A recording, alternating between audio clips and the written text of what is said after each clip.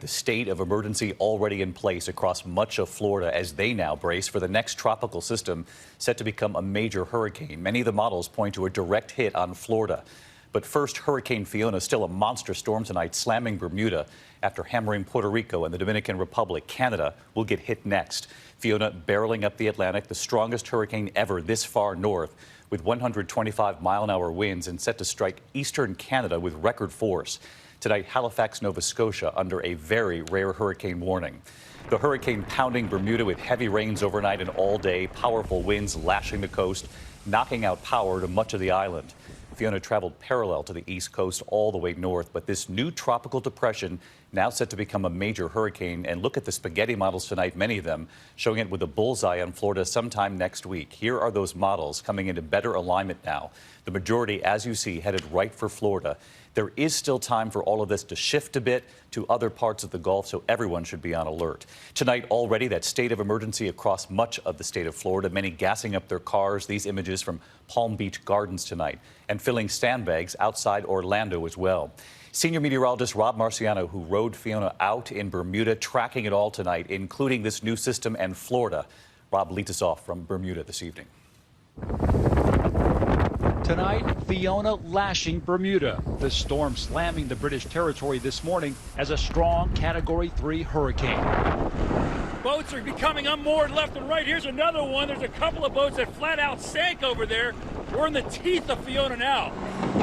Crews racing to restore power. At one point, 70% of the island without electricity. Looking at what is broken, what can be fixed immediately, just to get everybody back on. Hurricane-force winds extending 115 miles from the center of Fiona.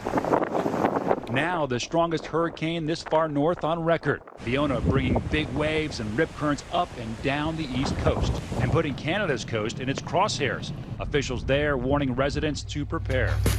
This storm is going to hit us, folks. It's going to hit us in the face.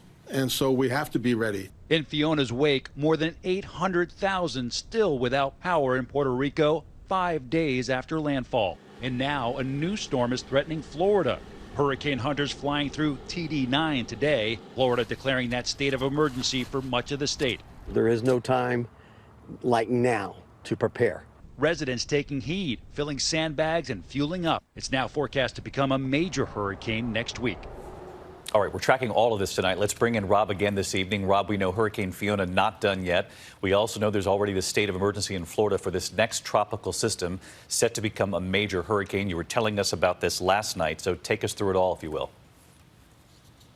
Well, first off, David, ocean temperatures both here and in the Caribbean are 2 to 4 degrees above average, so climate change is playing a role in both storms. Let's talk about Fiona first. Now 350 miles from Halifax. Here in the satellite picture, you see it's looking less like a hurricane, but still has that punch, a Category 3, 125 hurricane. And there are those rare warnings you spoke of for Nova Scotia and Newfoundland, and high wind warnings up as well for Canada. So damaging winds for parts of the U.S. still with this storm as it makes landfall tomorrow. Here's TD number 9. That's getting better organized in the central Caribbean. We have watches up now for Jamaica and the Grand Cayman Islands, and we're looking for this to develop into a tropical storm likely by tomorrow and then likely a hurricane by Monday night, crossing Cuba, getting into the Gulf of Mexico, close to the Keys, and then making landfall potentially Wednesday night somewhere along the coastline of Florida as a Category 3 storm. And there you see those warm temperatures. We need 80 degrees. We're getting over 90 in parts of the Caribbean. That is fuel for the fire. And these spaghetti models are getting a little bit better organized, but they're stuck on Florida right now. But any from Florida through the Louisiana coastline should be on alert as we head towards next week. Major storm coming to the U.S.